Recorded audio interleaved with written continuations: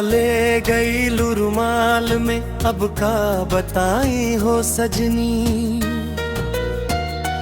पहला नजरिया में जान बन गई लू तू हमार जिंदगी। तोहरे नयनवा के जादू दिलवा पर राज करे। तोहरे हंसी देखत देखत हर दुख दूर भइल रे। गाँव के गली मेले के रौनक, हर जगह तू ही तू। तोहरे बिना सुना लागे ना मन लागे काहू सू। चुनरी हवा में लहराए मनवा गीत सुनावे। तोहरा संग बितावल पल बार बार आवे। पायल के छन छन सुनते धड़के लाई दिलवा। तोहरे खातिर सजनी कुछ वो कर दी हमवा।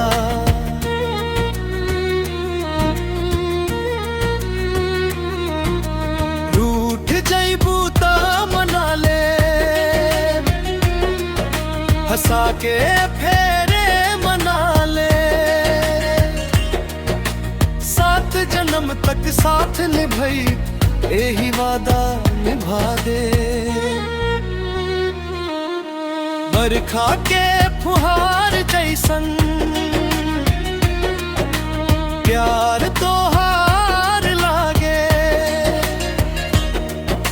चांदनी रात में तोहर चेहरा सपना बन के जागे। दिल वाले गई रुमाल में, अब का बताई बात। तोहरे बिना अधूरा लागे दिन होखे चाहे रात।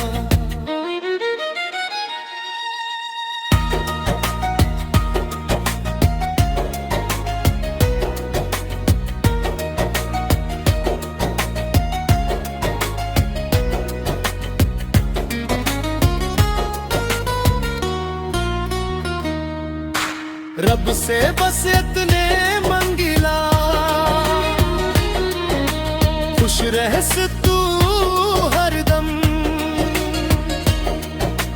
प्यार के मीठ कहानी गूंजे जन्म जन्म। दिल से दिल के जुड़ल रिश्ता कभी ना टूटे है संसार में। गईलू रुमाल में, बस गईलू तू हमार प्यार में।